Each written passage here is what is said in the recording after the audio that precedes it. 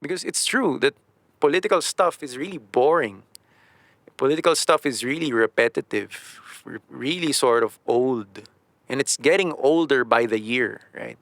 Sabi nga nila by 2025, so sawa na yung mga tao sa ganyan. Isipin mo mga 2-3 years ka ba namang lokohin sa lokohin ng sipon theory at lokohin ng COVID. Wala na silang ibang gagawin. Yun na lang yung gagawin nila. Kasi mas madali yun eh. Magandang gabi. Bago lang tong podcast na to. Sa katunayan, last year na nagsimula ako, sabi nila, ano po yung podcast? Nakakain ba yan? Ang podcast na to ay gumagamit ng Shinto-angular approach para suriin ang mga nalalaman natin tungkol sa current tropes ng mga Based Tagalog. Ano ba yung Based Tagalog? Well, you're already in the right place to be asking that question. So, before that, pakilala ko lang sa sarili ko. Siya nga pala, Rez yung pangalan ko. And this is the Rezbt-S Podcast. Rezbt-S Podcast is not only available Sangchin Tsuche Sinsai Halala. Rezbt-S Podcast is not only available here on Someday Dream, it's also available on Facebook Watch, Spotify, and YouTube, where you can listen to it in audio only and watch the video in your favorite smart TV apps, respectively. Wait lang, may aeroplano. Rinig ko pa yung aeroplano. Sa bundok kasi ako nagre-record. By the way, I'm doing my very own monologic series, so these are episodes that are 1 hour plus long, a little more than 1 hour. I hope you appreciate this is long form content, and I make it for people like you who appreciate this kind of content. I hope you like this episode. This is Rezbt-S Podcast number 76. I hope you appreciate this kind of content. I make it for people like you, and please do enjoy listening to this one. This is Rezbt-S Podcast number 76. It's not only available.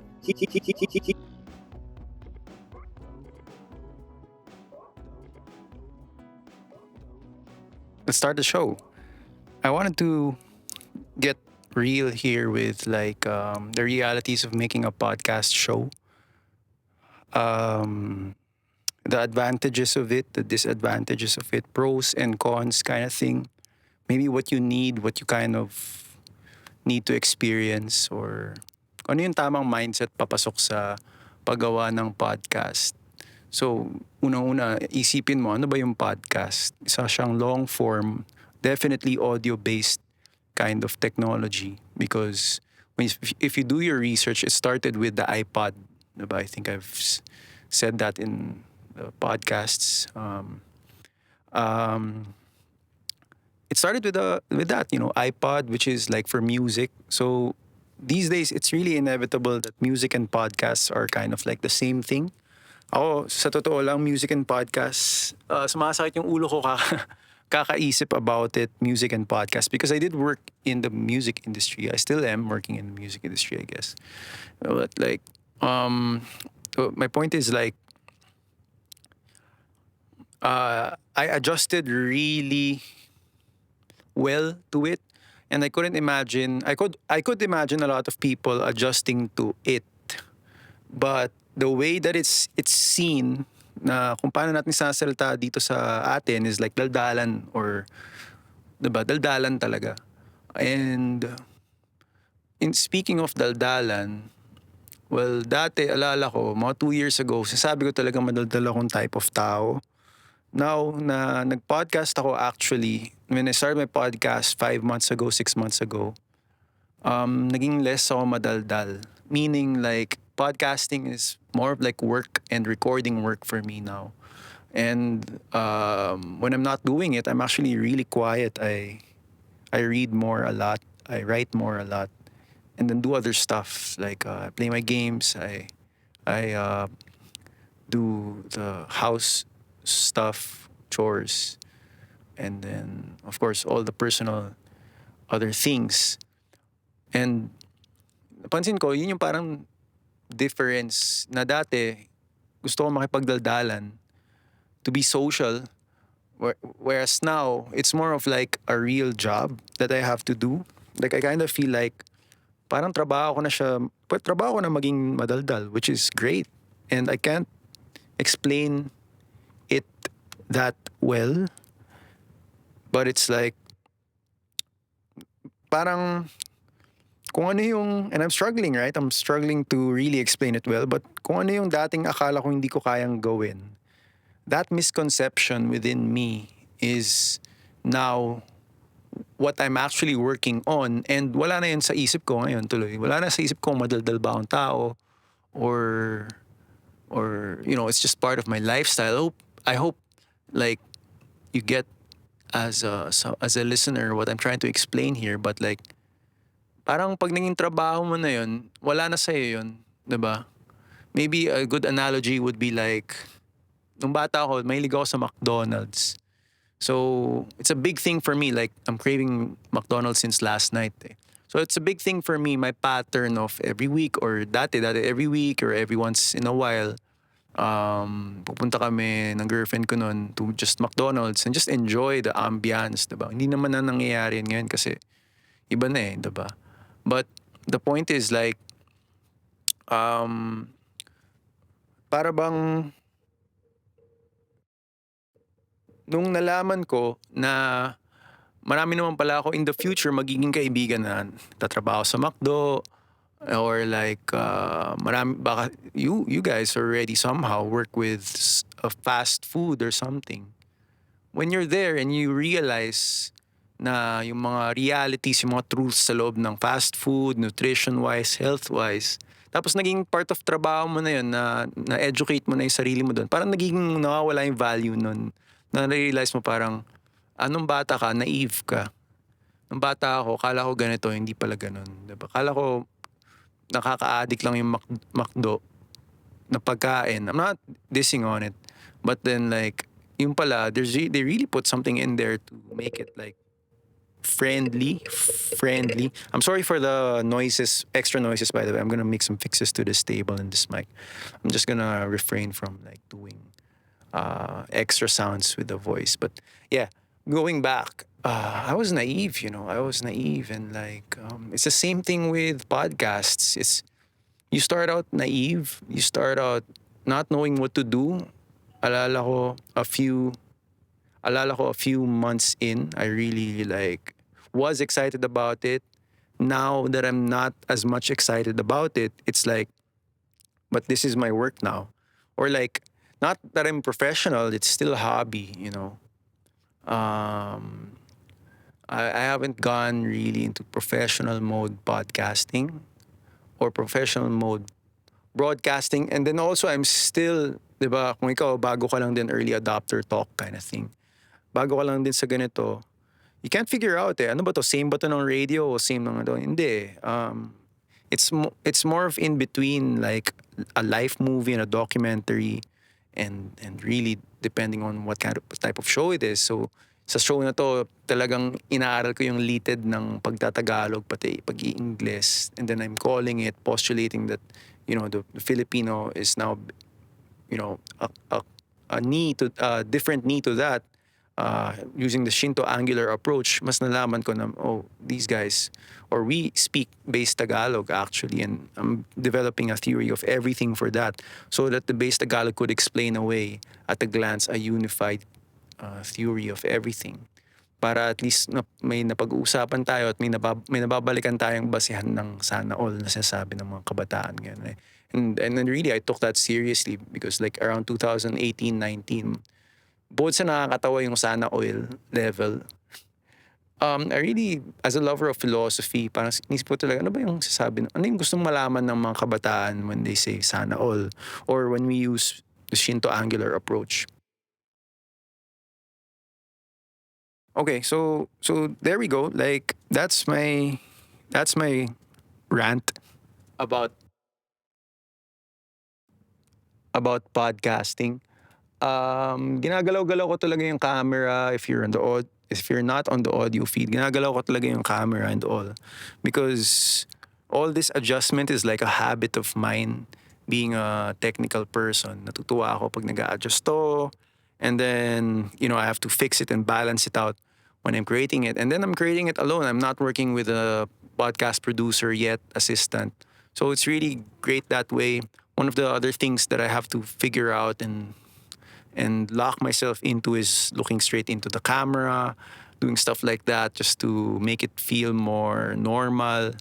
Making sure that my eye is aligned, making sure that, meters, yung mga bilang, talagang inaaral ko. And once masanay na ako doon, I get to joke around more. I get to be like free more about it. And hopefully, actually, one of my dreams is to, because I love this technology that much, is be able to create a school of thought around it, or a real school of podcasting.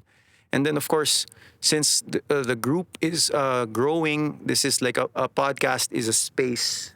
It's like wala tayong magagawa but to really build on it. If you're part of it, thank you so much. And then more people figure out about it, that it's not something that you're supposed to be invested in it and merong galawan, so to speak, because I use a different sort of set of language, a wider lexicon of mga iba-ibang types ng pagtatagalog. Like, naalala ko recently, nung sinumulan ko pala yung podcast na to, lagi ko palang pinag-usapan yung technocracia. Technocracy, right? So ano ba yung mga nasabi ko na sa mga pag-uusap ng technocracia? Kasi this is one of the things na lagi kong sinasabi nga, na dahil nakaka-experience tayo ng time folds, ng compression of time, yung scientific mind natin medyo na-challenge. So kailangan natin talagang pag-isipan at every step how we could manage that sort of mindset.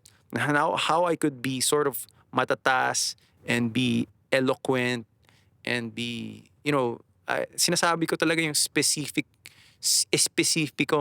the specific things that I really want to do. And then sort of adapt my own way of expressing it, because iba pa rin syempre yung galawang digital, iba pa rin yung galawang sa totoong buhay. Sa totoong buhay, you have to set up the right platform, the right stage. Kung nasa palengke kayo, syempre limitado lang yung pag-uusap nyo sa ganitong bagay. Depende kung gaano ka-close ka na sa tao. In a digital native kind of thing, it's more of easy to sort of pretend, or everybody gets this sort of, daming lamok sa studio ngayon. Everybody just I think everybody, or it's easier for everyone na mas magets yung konteksto, 'di ba, na parang recording, parang babad ka sa recording na ganyan, nasama sali tayo sa ganyan, and then you realize may oras din pala sa pagtatagalog. Yung parang sasabi ko, pag Based Tagalog time na 9 p.m. na, Based Tagalog time na, or yun, para every other day that I get to do this, mas marami akong nai-impact dun sa parang knowledge base ng Based Tagalog. And then I talk about a lot of things, kung may nangyayari, kung ECQ, kung what I think in the previous podcast, I talked more about what I really think about the pandemic. And then, of course, it really started with that, because I started this podcast during the pandemic, but it's not all about it. And I noticed even that when I joke about it, pag nagloloko ako about yun yung uso ngayon, na magloko about the sipon theory. Sipon theory lang naman pala yung pinag-uusapan ng iba. I mean, bata pa ako, dati ko pa naaral yung sipon theory eh. So talagang ganun na lang muna hanggang doon na lang muna yung pag-uusap ko tungkol that. And sinabi ko nga na marami namang ibang discussion na ng ganyan. Ang discussion ko more of is on the differences and pagiging lalaki and pagiging pinapatay ko yung lamok, sorry. Pagiging lalaki, just having fun, having fun with my technology, having fun with this. And recently, I've been really happy with the effects of reaching more people, because you engage. I'm becoming more engaging. Whoa! I literally caught a lamok with my hand. Ginanon ko. That's a Mr. Miyagi moment right there. I'm having sort of an insect problem in the studio kasi medyo ano na eh. Pero thankfully, nalaman ko na ang lamok naman pala hanggang 3 days lang. And I don't really mind because I think these are like mountain fresh kind of. Anyway, let's not talk about insects just yet. But you get what I mean, right? You get what I mean with like podcasts and doing this the right way and um, yung pinapagaling ko yung sarili ko, pinagubuti ko para naman din man nakakahiya. Magkaroon ako ng parang steady pace na hindi masyadong maarte, hindi masyadong kalokohan, hindi masyadong para na-maintain ko rin yung imahe nung nasimulan ko na. And this being a show na nag-share ako ng instruction to content creators, kung content creator ka or gusto mong pasukan yung content creator because talaga, it's a thing that humans do now, diba? Postmodern humans or transhumanists, they really love, once you are getting a hold of your technology, especially marami kang telepono, meron kang mga laptop, ganyan-ganyan, you really have to. You have to, parang obligasyon mo sa sarili mo na matuto mag-content creation because it's not like, para sa akin yung ibang tao siguro sabihin nila, yan para lang yan sa mga ganitong type ng tao. No, it's really something na naaaral. It's really something na pasukin mo na siya and within 5 years, you could be half as good as I am. Literally, matulin na yung mundo and you could literally learn. There's some speech and apprenticeship and mentorship kind of websites online na pwede kang matutong magsalita, pwede kang matutong mag-formulate. Ako, ang sasabi ko lang din is like once na matuto ka na magsulat, mag-program, at maglikot lang. Malalaman mo talaga yung practices and you could eventually, once I open the studio up again, we could do workshops. I've done these in this studio. We could open the technology to everyone. And this is my hinaing. Ito yung wish ko na parang, I wish to be able to do more workshops. Literal, nag-workshop kami dito. Meron na ako mga nabuksan na teknolohiya gamit yung space, yung studio. So, that's kind of like yung galing nun, yung techne. And then, hindi ko naman sa inaako lahat. But then, I realize, that's really what I'm all about nga pala. Because I was just reviewing something about technocracy. So yun, I guess I want to put that in na parang this is a tech show. This is language is being able to speak language and formulate questions. Yung dun ka nakaka-form ng access eh. And I remember Travis Monsod telling me, everything is about access. He's a DJ. He's a world-class local DJ who was also my mentor. And when we talk about into the tech na, into the philosophy na, into the integration na, everything is, sabi niya, everything is access. We got to a point na ganyan, ganito na pag-usapan namin. It's on hold pa how we're gonna release that stuff. But like, it's everything is about access, sabi niya sa akin, ni Travis Monsod. So, now I realize, access pala, another word for it is question. Because, lagi ko sinasabi to, pag di ka marunong magtanong ng tamang tanong, di mo makukuha yung tamang sagot. Yung sagot hindi darating sa'yo if you wanna self-learn. And then even if you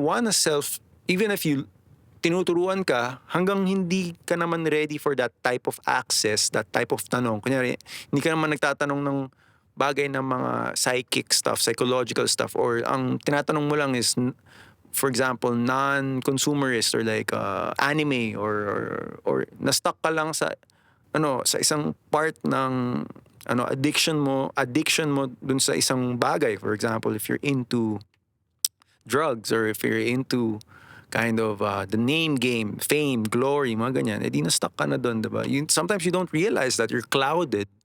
But then, ang maganda ngayon is like, you can now skip into many dimensions. Marami ng dimension ng pag-aaral. It's like, para kang pumupunta dun sa library nung bata ako, lagi akong pumupuntang library. And I had dreams na pumupunta akong library. And in fact, I could share it right now. One of my most vivid dreams about being young is nananaginip ako na kahubad ako as bata, naglalaro ako sa school, tapos pinupuntahan ko yung library. So it's a very geeky kind of experience. But now I realize, kasi nung bata naman pala ako, talagang wala talaga akong pakialam. And which is which just reminds me now that I know suffering, now that I know pain as someone, as a person, as a man, na ang tao pinanganak na hubad, so babalik rin tayo, mamamatay rin tayo ng hubad, 'di ba? So when you hear that kind of stuff and when you read about it, when you literally, sometimes hawakan mo lang mapanghawakan mo lang yung ganung mga salita. Later on mo pa talaga maintindihan, and you shouldn't, ako, nasasanay na ako ngayon, I should be patient with it, before, kasi meron talaga akong, and I guess this is one of the things that lagi sa akin pinapaalala ng tatay ko, na the way I became like this is because I have access to a lot of things, and then nagba-bottleneck sa pag-process, 'di ba? Whereas yung mga mas matatanda sa akin, yung mga kuya, yung mga experts, mga superior, mga lolo, mga literal marurunong, magugulang, 'di ba? Literal, mahaba na yung PC nila, 'di ba? PC Master Race na sila, literal PISI.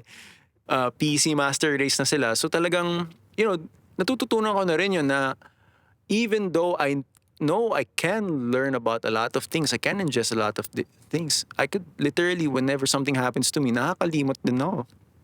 Diba?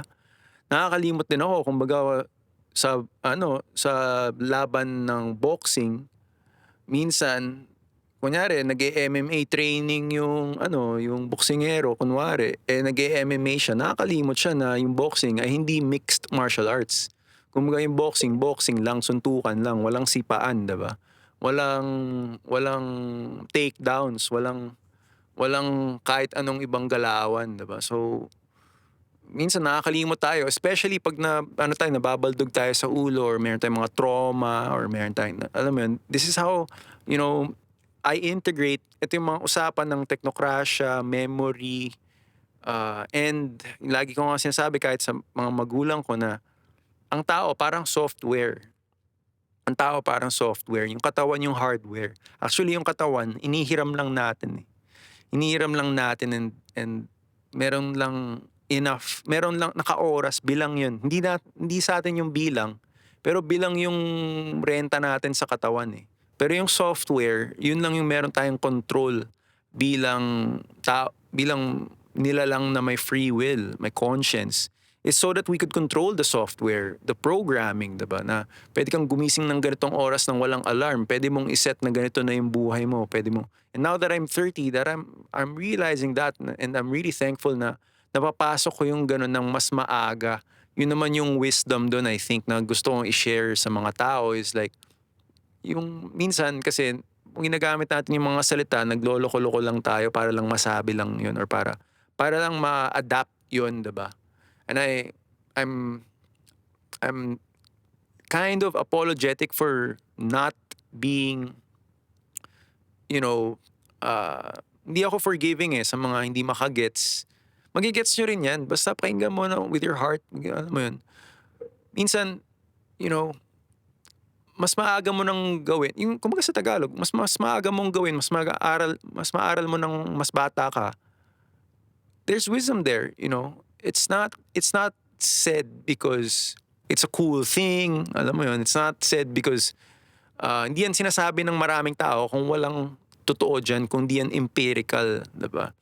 Yung hindi, diba, malalaman mo kahit saan ka pumunta, yung mga marurunong, lagi nilang sinasabi yan. And pag marunong ka na, papaalala mo rin sa sarili mo, you realize, yun din yung sasabihin mo sa sarili mo, diba? And that effect is like psychology. Which makes me a lot sadder because yung parang bang yung Tagalog, yung sa radical ng kabobohan ng Tagalog, dun pa natin nahanap yung psychological na pag-iisip. Hindi na natin na-develop yung yung lengguwahe natin para maabot yung, ewan ko kung marami, pwede akong makapag-interview ng mga ganun, pero usually, hindi ko alam kung saan hahanapin sa Filipino culture or sa sa mga pagtatagalog naman, which is why I complain that Filipino is slogan hell, because sometimes Sa Tagalog naman, actually, it as an ethnic hybridized sort of way of speaking ng mga Tagalog na nag-move into Quezon, into the Metro Manila thing, it's really hybridized and it's really like a digital native, parang meta form na siya, diba? And speaking of language, kung di ka naman nakakasalamuhan ng mga tulad ko na ganito magsalita, sa tingin ko mahirapan ka na intindihin pa yung mas malalim ko na pagdig sa base Tagalog.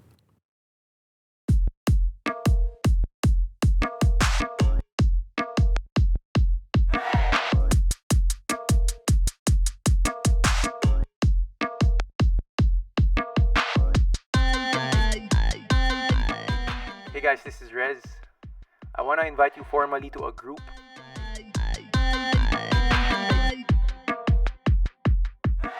It's called Rezbt-S Podcast Hub.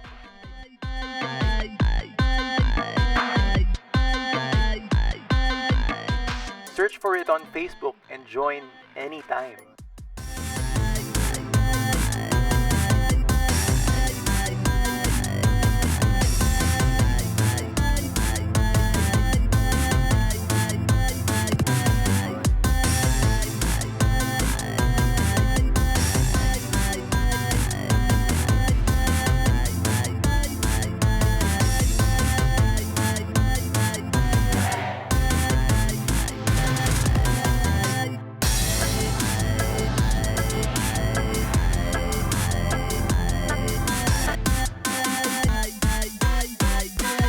In the town where I was born, the time is slow and the government is filthy. And the people's sense of music sucked. It's because they thought what other people did was always better and healthy. They never really cared much for what was new and what was savvy. They only tried to love what they themselves can copy.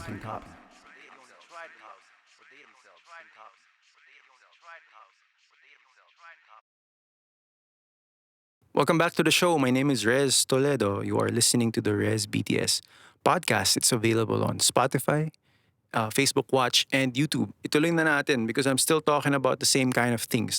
Nag-jacket lang, nag-polo lang ako para mas di ako lamigin and sort of warm myself up. My pace of talking is just because when I was younger, I was a pianist, right? This is sort of a remind yourself who you are, show and tell your identity segment. Because I think that's a lot of what we're doing now as podcasters. Ang trip ko nung bata ako is, madali lang yung trip ko nung bata ako. Really piano, really, if you could see on the audio part, use a lot of my fingers, most of my fingers to create notes, write down notes. And kinukwento ko nga sa ibang podcast, pinapalo ako nun. Inabot ko yung time na pinapalo kami pag mali kami magpiano. So, I think ang mga pinapiano ko nun sa rubang game, mga ganyan. I'm not sure if you're aware of that, but like, cool, meron tayong mga pyesa, meron tayong mga, ano ba yun, meron mga old na pyesa na isusulat, na co-convert, natatranscribe into piano form. Now, it's very interesting because I learned that as a child. Sinasabi ko to kasi I think kung gagawa ko ng theory of everything, when we start with pataas, pababa, we start with the highest kind of stuff, diba? Yung mga pinakamataas na kaalaman. And one of, as Enzo Valdez puts it, the highest art talaga daw is, I learned this from him, the highest art daw talaga is music because it's intangible. It's literally intangible culture. Literally. So kahit anong pintas ko sa kultura ng musika, it's really, andun pa rin siya sa taas, diba? Hindi naman siya bababa ng tuluyan na and then kahit makita mo, like recently, I was just visiting a feed of Reg. So, alam mo yun, Dota, and then recently, may post siya about yung katulong niya na nagsisinungaling. So, being part of the music community, I really understand that. I really understand that kind of tone. Sa show ko naman, ang tinatanong ko, ngayon na kung maintindihan natin na Based Tagalog is gonna be music-based, ano yung ibig sabihin nun? Di kailangan nga na meron akong opinion of the music. And so, sa intro lang naman yan because I think sa pinakamalalayong extremes ng pagsasalita ng Tagalog, babalik at babalikan mo yung mga tunog na narinig natin. So yung mga tunog na narinig natin, sa tingin ko, at hindi malayong mangyari na nga na part na yung political culture doon, part na yung alam mo yun, yung naging battles ng lingwahe. Kaya kailangan natin sobrang dapat iniingatan yung kung saan tayo nalululong, saan tayo na ano yung mga sinasalitaan natin, ano yung mga pinagtatatype natin, diba? Because kahit anong i-type mo, kahit anong art na gawin mo, 2 or 3 years down the line, it's really gonna affect your psyche. What you read.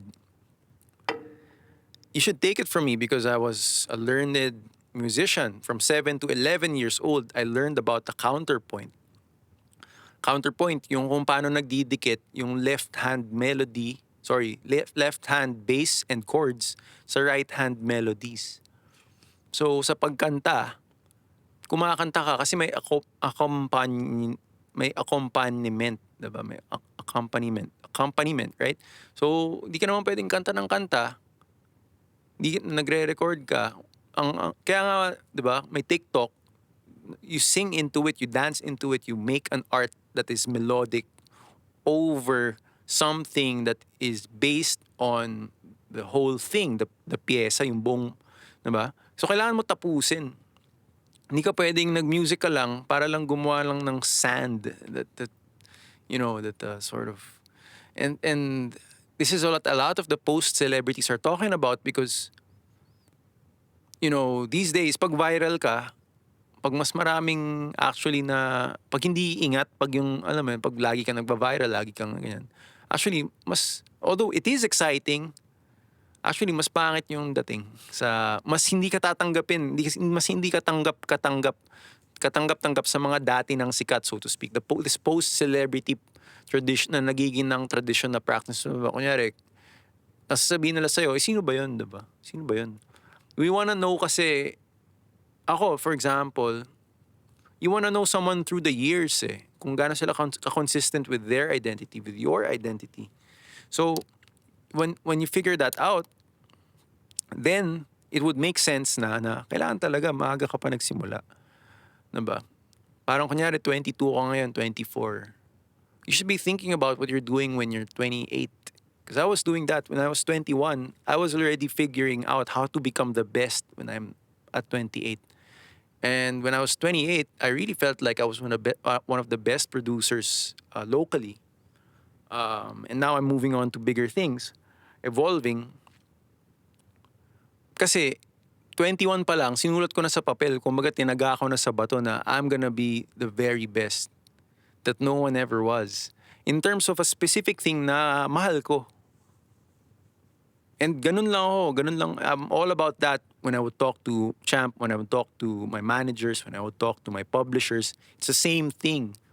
Pag nagsawa kami sa ganun, they bring me assignments. What's my next move? Is it to talk to James Reid? Is it to talk to some other label? Is it to talk to, because the diplomacy, the democracy, alam mo, whatever you wanna call it, diba? Yun yung kailangan para, para pagalawin yung sistema. Like yung sasabi nga ni Kerwin, is like, if you really want to work the system, pumasok ka sa loob. Yun yung best place to work the system. And it happens with a lot of things, with every other thing, I think. With every other thing, it happens. When you're making tools, when you're making paper, when you're making content, video, yan yung build yan yung build mo Pag hindi mo nagawa pag di mo na-figure out yung sistema mo, hindi ka matututo. para ka lang sunod-sunuran, 'di ba? Sunod-sunuran ka lang dun sa kumpanya nyo. Never ka magkakaroon ng sarili mong kumpanya. Never mo ma-realize yung value ng gumawa ka ng ano, sa sarili mo lang. Yung maging self-made ka or to become a real stand-up kind of person. 'Di ba? Yung maging ganun ka. Why does that matter? Because it matters when you're older. When you're like, ako I'm 30 now, so konti pa lang yung expectation sa akin, di ba? If I'm talking to someone who's around 40, mabubutata lang ako, di ba? So, which is what happens whenever I talk to someone who's around more than 40 years old. Ang technique ko naman dyan is to surprise them with what I'm literally doing with my life. And then it happens on a more minuscule level sa mga bata.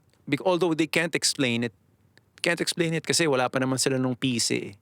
Wala pa naman sila nung pahabaan, diba? Hindi pa naman sila nasasanay sa gano'n.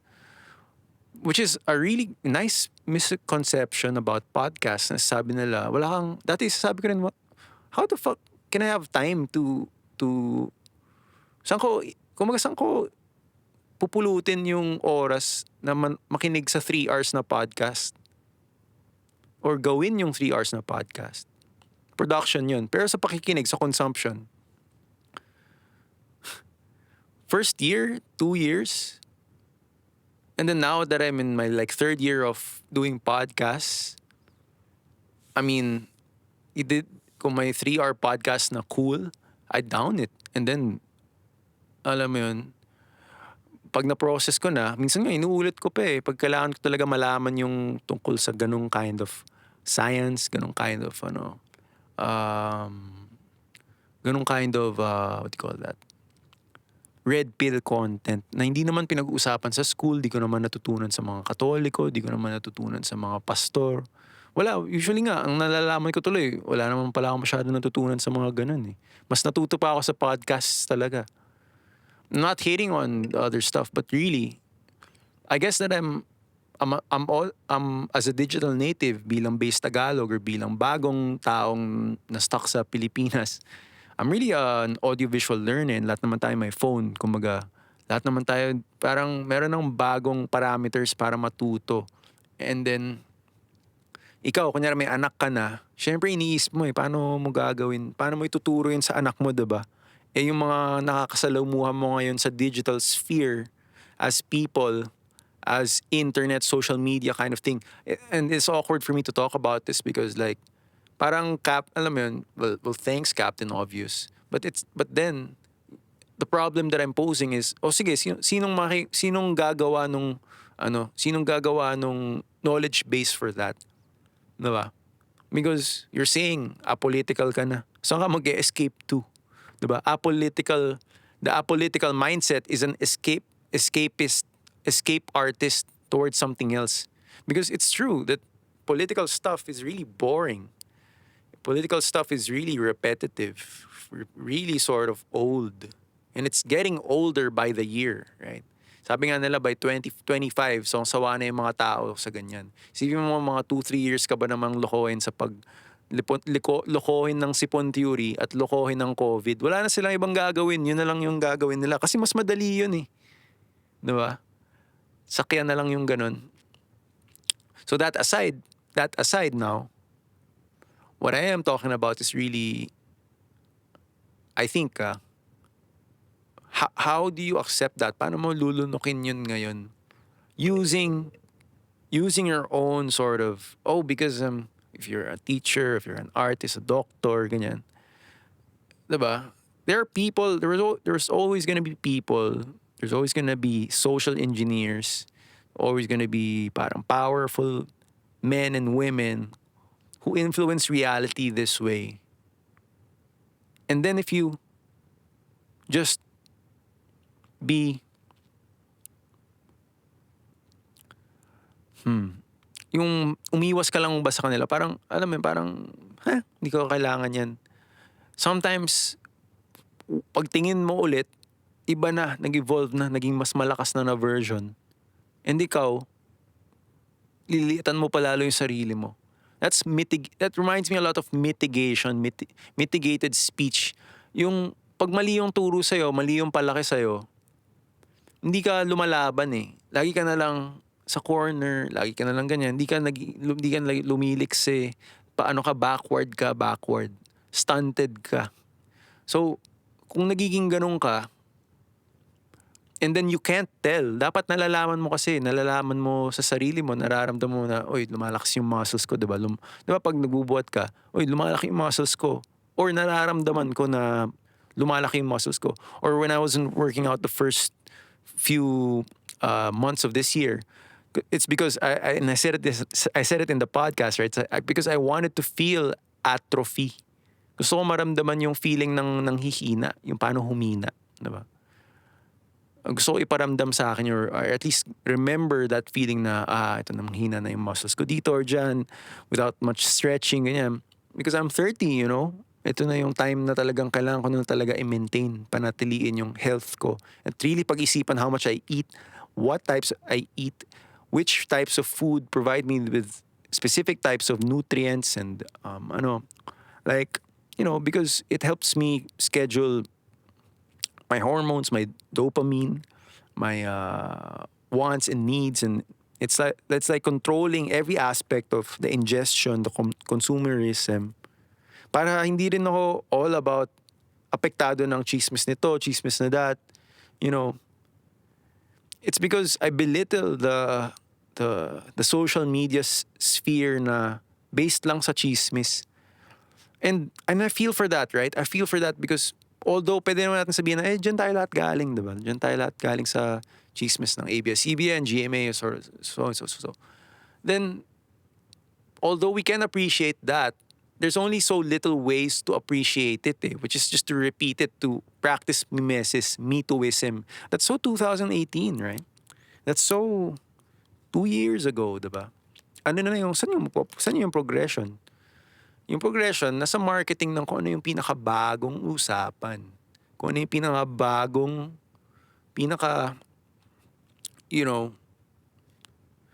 up there. Like Bitcoin, like yung sugal ng Bitcoin, yung paano ba nagkakaroon ng Bitcoin, ano yung nangyayari dahil meron ng Bitcoin. And these are things that I'm curious about, tinatanong ko. And for example, ano yung mangyayari kung apparently pinagbabawal pala, for example sa India, pinagbawal nila yung Bitcoin, o dito hindi pa masyado, pero 'di ba si presidente minsan nakikisali sa marketing ng Facebook. So hindi malayo na even the next presidents of this country will definitely have a say on how we understand technocracy. And I wish to God that this country can eventually deserve a better kind of technological thinker. Hindi yung parang someone who just appeals to emotion, someone who just appeals to old psychology, old ganyan, without being careful about how people will react and things like that. And this kind of topic really makes my body churn. But then, wala ka namang magagawa eh. Mas lugi tayo kasi konti lang naman tayo. 'Di ba? Parang minority lang naman ako dito eh. Tapos yung mga katulong ko minsan tinatamad, sasabihin nila, di ko naman gets eh. Ganun din naman ako, 'di ba? Di ko naman gets yung ginagawa nyo eh. It goes both ways is what I'm saying. Di ko naman gets bakit nyo tinatranslate yung Bisaya eh. Bakit? Ilan ba yung may leaders ba ng Bisaya na kailangan kong malaman? Di na, sila pulapo lang, 'di ba? Sila pulapo yung leader ng mga Bisaya, 'di ba? Or like ano naman yung value na na paramihin natin yung nasasabi natin sa dialect. Yung dialect nyo, meron bang theory of everything yung dialect nyo? Once you discuss medical stuff or physical stuff or quantum physics or maths with your own dialect, you're still gonna have to speak in English, diba? You're still gonna have to learn. So bringing Based Tagalog closer to that, diba? Tagalog having to use and swinging in and out, 'di ba? Yung palipat-lipat na galawan pagka alam mo yun, parang yung kunyari na train mo na yung Tagalog mo, yung na-train ka na sa Tagalog holographic world na ganito ka na gumalaw within that sort of. And ako, for me, it's still imagined because I'm still not doing conversations, diba? I'm still not checking on other people how much of their speech has changed. I don't know who speaks like me yet. Hindi ko alam kung ano yung progress ng mga bata, paano ba magsamalita yung mga bata. I don't know if diba, I don't know if may mga hot takes by mga bata because I've never seen a 20-minute plus video spreading around, diba?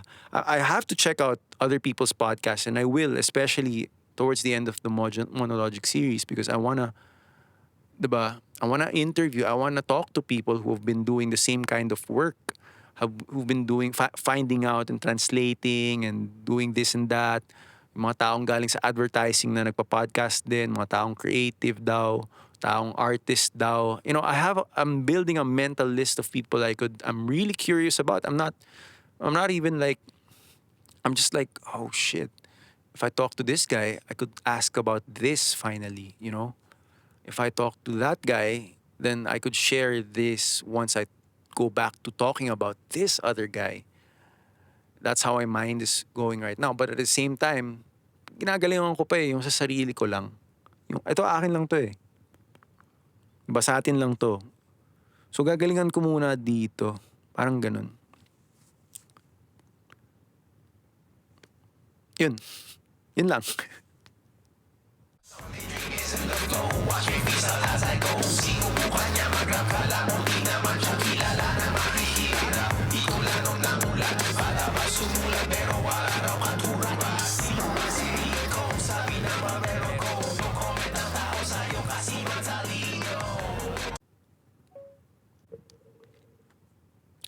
Hey yo, welcome to the show.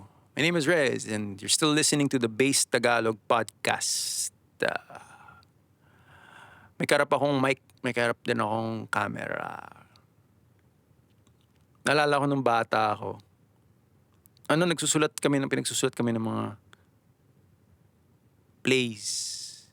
Mga dula, mga ganyan. Tapos nagsusulat na ako ng music noon, may banda ako. Doon talaga wala talaga tayong pupuntahan kundi yun ang pag-usapan. Siyempre, doon ako sumikat eh. My identity is all based on that, right? Hindi ko naman pwedeng sabihin na, which is funny because lagi ako napagkakamalang artista. Tapos, ang katwiran pala nun is like, sa mga bata, basta nalaman nila na lumabas ka sa TV, artista ka na, once or twice lang, artista ka na, lumabas ka sa TV. Sabihin, lahat ng audience na lumabas sa TV. Pag nasa stage ka, diba? So not counted pala yung audience. Pero pag kunyari, na-interview ka ng 4 minutes sa TV, artista ka na. Most likely, diba? That sort of culture, industry, na gumawa ng ganun, di pinarami rin nila yung ganun. Kaya wala akong masabi sa mga taong mahilig talaga sa arte. Wala akong masabi sa mga taong nalulong talaga sa ganung type of like noontime show addiction. You know, I realized dati, man, favorite ko yung album ng Itchy Worms, Noontime Show. And then nung pumasok na sa noontime shows mismo yung vocalist nila, mas lalo akong naintindihan. Na-disappoint ako, pero mas lalo akong naintindihan. Diba? Na dun pala talaga tayo, hindi tayo mapupulot sa iba. Natatanggap ko na yun. Wala kang pupuluting Pilipino sa larangan ng physics. Wala kang pupuluting Pilipino sa larangan ng Grammys or like movies or wala tayong pupuluting Pilipino. And even though magkaroon, it's gonna be like sort of an American thing.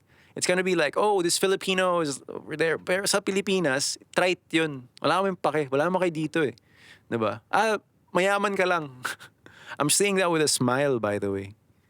Because like, that's the reality, man. Oh, who's that guy? Jokoy? Eh, mayaman na yan. Matagal na yan mayaman sa LA. Diba? Taga LA ka. Parang ganun. Parang sa atin, sa Metro Manila. Taga LA ka pala eh. Parang ganun, diba? And it's not discrimination. It's just the reality that like, wala kang pupuluting Pilipino sa larangan ng ano. Because there's a lot of them. There's a lot of us. Right? There's Pinoys that I know. I know of someone na sundalo sa Alaska na Pinoy pa rin yun. Eh, oh, he speaks Tagalog or whatever. But then, still, and then I have a friend, high school, who sort of went here, experienced all sorts of, experienced all sorts of jobs in America, in the States. Hindi ko alam, syempre pa, kahit naman mga Pinoy, meron din tayong sistema ng palipat-lipat. Siguro New York, San Francisco, ganyan lang naman. Alam ko, yan lang naman yung maraming, ano eh. Anyway, but then experience all of that. Came back here, wanted to talk to me, this guy, but I missed him. And then, sa atin naman, it's hard to believe that now. It's hard to sort of put a value on that now. Kasi nga, pare-pares lang naman tayo nandito sa Pilipinas eh. Diba? Yung mga taong wala na sa Pilipinas naman, baliktad.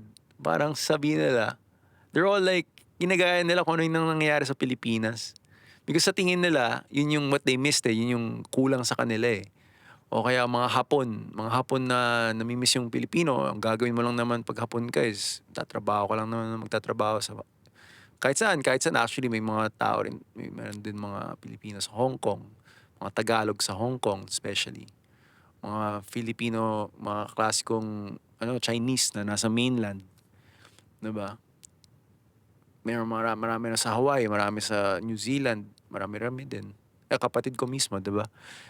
What I'm saying is like, nagbabago na yung parameters kung paano natin mako-consider yung sarili nating nationality, inklings, identity, and we have to work for it, right? Because you're figuring out that identity is something na inaambag mo eh. So kung kunyari, ito yung identity ko ngayon, di ba? Identity ko ngayon is hobbyist, podcaster, na mahilig magreklamo, magaling mag-edit, at laging umaamin. Di ba? Tapos ayoko nang mag-type. Ayoko nang mag-type masyado eh. Parang minsan niisip ko, imbes na mag-rant na naman ako, magtatatype na naman ako, sabi ko, reserve ko na lang sa podcast ko, mas masaya pang sabihin. Mas mas hindi alam mo, hindi kasuklam-suklam. Kasi parang, for me, ang pangit na ng tatype pa ako, ganyan, kakaption ko pa, kailangan pa nakakatawa. Kung gusto ko pangit, diba? Kung gusto ko medyo may impact. Yung impact ng typewritten things for me is like, para ka lang na ganun ng leaves sa mukha. Alam mo yun, parang, saya, diba? Diba, parang ganun. Ganun na ako mag-isip ngayon. And then, I don't blame anyone for it. I don't, ang mas inisip ko, paano ko mas ikakalat yung ganung way of thinking sa mas maraming tao. Because, I'm a humanist, diba? Gusto ko yung consciousness ko as human, naririnig, nalalaman, na appreciate. Para kahit ikaw na security guard ka lang, nakikinig ka, nag-agree ka, or ikaw na BPO ka lang, when I say lang, is like, yung kinalalagyan mo. I'm not, diba? Papakabait na ako eh. But then, also, elitism comes from that eh. Which languages do we kind of want to type? Which is sort of, saan ba tayo tinatamaan? I mean, fuck. Diba? Saan ba mahina yung katawan ko? Ano yung mga weaknesses ko, diba? Yan mga weaknesses ko eh. When konting ganito, ganyan, marami tayong tinatago na part naman pala ng past natin. Hindi natin basta-basta masabi, ma-record. Because may tech fear tayo eh. Kala natin, porket nilagay mo sa recording, mabablackmail ka. Meron namang law. Diba? Meron namang, kaya nga may, para naman magkatrabaho yung mga lawyers, diba? Anong tatrabahuin ng lawyers? Social media law? Anong tatrabahuin ng mga lawyers? Yung mga dinidribble nilang kaso from the past? Naging BPO din sila. I can't talk about automation, AI, without bringing up those issues, diba? Automation of jobs, automation of work. Wala. Kailangan unti-unti natin na parang ito yung mga tanong ng Tagalog show na to na pwede nating pag nagustuhan mo, nag-agree ka, share mo, like mo, chat mo, comment mo din. Because this way, every time we make an interaction or an engagement that we feed to the artificial intelligence, then it's one way of imagining that it will solve it for us. Diba? Bahala ka na dyan. AI ka na diba? Parang ganun yun sa Pinoy. AI. Wala naman tayong expert. Sinong Pilipino bang pupulutin natin sa larangan ng artificial intelligence?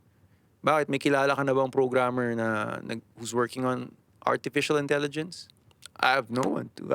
I know a programmer, but he's not in there. He's in the educational field. Diba? Most of the programmers that taught me tech, philosophy, are like in the educational field. Diba? Sa atin, kumbaga, sasabi ko, sa Philippines, the Philippine sort of educate, I don't even know if it's an academe or educational system. It's just like normal lang, high school pa rin, diba? Never na pag college ka na, not counted ka na. Nag-college ka na Pag nag-college ka na, ibig sabihin mayaman yung tatay mo. O kaya may trabaho ka pang pa-college. Ganun yung nangyari sa akin. Nagtrabaho ko para meron akong pang pa-college sa sarili ko. 2 semester lang. Di ko na kinayang mahal 2 semester lang yung nabayad ko sa sarili ko. Tulong ko na lang sa magulang ko yun. Pero after na, ayoko na. Yung pera ko sa ibang bagay ko na lang lalagay.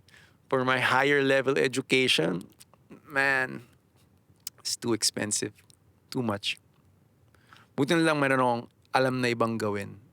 But the reality is, pag nauntog ka na dun, it's its own system, It's its own sort of community, galawan.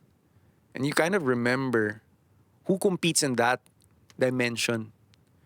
Sino yung nagle-layout ng kunyari, if I'm a pioneer of podcasts, if I could be a pioneer of podcasts within 10 years, I want to be able to ito, nabakuran ko na tong topics na to. Diba? Galing na ako dyan Pahapyaw lang, Pahapyaw lang. I haven't really delved in, but then it's because definitely the difficulty is being able to having to translate it into my Tagalog sort of stupid brain, right? Loko-loko ako Siraulo nga daw ako diba? Sabi nyo nga yun, diba? Kayo na nga mismo nag-isip nun Hindi nyo lang tinatype. Minsan tinitingnan ako ng mga tao, and I've experienced this, diba? I grew up like this, I grew up for being literally very forgiving. That's why I'm very strict with myself, because with society, with people, whenever I'm part of a group, I'm very forgiving. Remember that, sorry sa audio listeners, medyo loko lang ako sa, kunwari, sa video feed. But remember this anecdote that I have na parang galing ako sa guidance counselor kind of thing. Tapos peaking ako sa mainstream nun. As Someday Dream, I was literally making songs back then, and I was touring the Philippines to create, an electronic pop culture with a lot of other great sessionists and band people. So but in school when I was still a matinee idol, nasama lang ako sa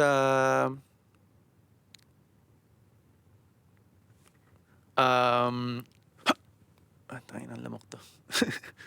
Nasama lang ako sa guidance counselor sort of session. And I was kind of flirty with this girl because she's pretty. Alam mo yun? I like pretty girls, you know. She's pretty. So I was kind of flirty with her. Parang nakausap ko siya. Nakita ko, niligawan to ni eh. Sinong concept? Basta ni Concepcion din. Ibang Concepcion. Ni Mike, nakita ko sila. Nakita ko talaga literal. Kailan ko ba nakita yan? So this girl in my school, right? And then, I say that because like, I was naive about it, the experience, you know. I was being friendly in school, trying to figure out what the hell is happening in this sort of small group. Pag uwi ko sa bahay, nag-tweet yung isa kong groupmate na sabi niya, I don't like this someday dream guy. I don't like this Rez Toledo. Ewan ko kung dati pa yun, nasa Twitter pa ako noon. Matagal na to. But then like, nashock ako parang, and sorry sa pagmumura, pero tangina, kakauwi ko lang, nakaka-tweet ka na agad. Damn, bro. And you're so open about it. Like, I don't like this. So, ganyan. So parang, since then, you know, I've adapted to it. We've filtered people. Alam mo yun, it's okay not to like me, diba? Pero parang, it's okay not to be liked by everyone, Rez. Oh. But then like, ang natutuwa ako dun is like, kaka-experience mo pa lang, pag uwi mo, and this happens to everyone now, right? This happens to you, diba? Pag uwi mo, someone's already talking about you. May patama na agad. Ang tulin, diba? It's like that when someone else or something else in the system is like playing around with control of reality, the time factor, the bilang. Or when you're having fun, it's the same effect. Pero sa pagtatagalog, sa Based Tagalog, we don't have the language for it. Sabog-sabog talaga yung sistema natin ng pag-explain sa mga bagay. And so, and this is what I've been talking about mostly, and if you like this, you should stay here. I encourage you to help me out with this, is to map out, sort of, not just map out pag-usapan, dissect, and pagandahin pa yung, para mas mahalimuyak yung pagsasalita natin when we talk about yung ano yung nasa taas, yung sinasabi nilang mga bagay na matataas, art, postmodernismo, philosophy of sciences, by the way. I'm really, a lot of podcasters are into, I'm not saying it because it's obvious, I'm saying it because it's like, hindi yun pala yung pag-usapan nyo, philosophy of sciences. Trip ko yun eh. Nagbabasa ako ng Ian Hacking eh. I kind of really wanna, nagbabasa ako ng Ian Hacking. Philosophy of sciences, right? Paano mo ngayon yan ibubunggo with yung, politics lang, society lang, diba? Marami namang society ngayon there's so much of society now on Facebook, there's so much of society now on memes, comment sections, you could like, it's like free for all cosmopolitan living. Every once in a while, you know, I get to sort of trade memes and chat up with someone who's cool on the internet, and then I don't check their profiles and everything, but then yung konting words na interaction, it kind of makes you feel like, okay, where this guy is a digital native that you just sort of digitally locked eyes with. Diba? Parang nagkasindakan kayo. Ganun yung nangyayari sa akin kasi I'm part of all these like meme groups and stuff. Mga recovering. And then, you know, when it comes to, I struggle then with like some of my best friends because like digitally they're nobody digitally. They're just known as this like an achiever digitally. But then in real life, they could be ano pala. Oh shit. Nahuli ko. Tapos pinakawalan ko ulit. Damn. Mamaya ko na lang papatayin yung lamok. But then, like some of my friends na, you know, they could work digitally, they could have a life, they could have a good life on digital. But in reality, they're very sickly, they're very, kulang na lang, laging nasa hospital, diba? Not in a COVID kind of way, but then like, how do you then talk about this? Ang iniisip ko kasi, we don't have enough time to realize na baka pagising na lang natin 2 or 3 years from now, yung Tagalog natin, ano na, less than 50% efficacy na. Hindi na tumatalab yung Tagalog. And sa totoo, hindi na, paano mo gagawin yun na sa mga bata, maybe eventually if they speak Filipino or Tagalog, how could they distinguish between both of those, right? How will Filipino evolve if it's such a pussy language, right? Versus Tagalog na nandun na lang yung andun na lang yung fight eh, 'di ba? Andun na lang yung galawan nga eh. Wala space underscore galawan, right? 'Di ba? Pahinga na natin yung Filipino eh. Yung wikang Filipino, marketing 'yan eh. 'Di ba? Code Sensei.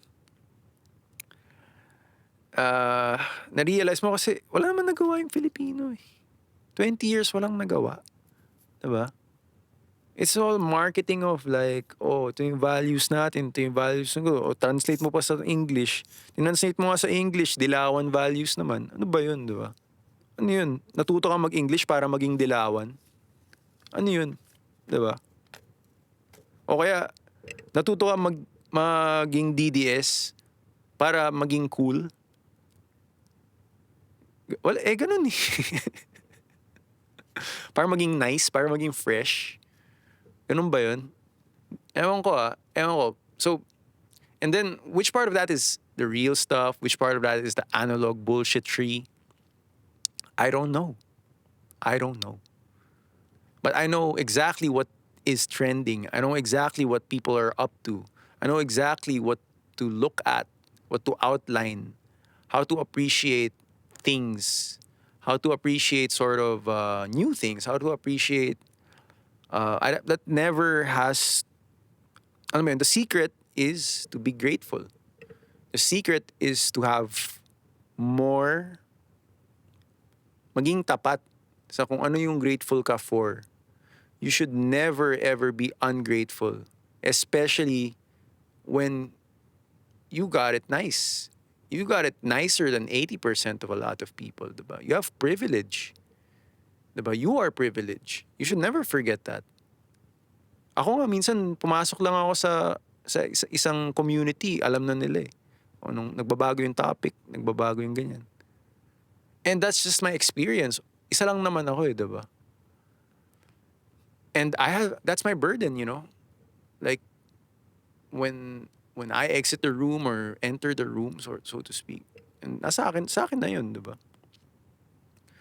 That's my burden. Ikaw, maybe you need to learn more. Maybe marami ka pang kakainin na bigas, right? Marami ka pang kakainin na bigas, kailangan mo muna matutunan na yung ibang tao, papunta pa lang. Ako, papunta pa lang din ulit. See what I did there? I hope you're experiencing a really nice entry to the podcasting world space. Bago pa lang din ako dito. The show runs for around a little less than an hour. I really appreciate people who, appreciate what I'm doing and what I'm talking about. And let's continue this groove. This is the ending bit na. So yan, papasok na yung beat right about now. My name is Rez Toledo. Thank you so much for listening to this episode of the podcast. I'll see you guys sa episode na next. I premiere them every Thursdays and Sundays on Facebook, and then they are simultaneously uploaded on Spotify and YouTube. Thank you so much for letting me do this and letting me be like this with you guys. Na-appreciate ko yan as a digital native, and very soon I think I'll be talking more about why I'm making pangit ng pagkahawak. Why I'm making a book, right? Why I'm designing a non-fiction side to this theory. Something very exciting to know about, and I hope you guys have a great experience and create more from your day, become more productive, And if you resonate with anything that I've said here, don't hesitate to interact with me or PM or leave a comment on the chat group. I'll see you guys in the next episode. This is Rezbt-S Podcast. Bye, guys. Peace.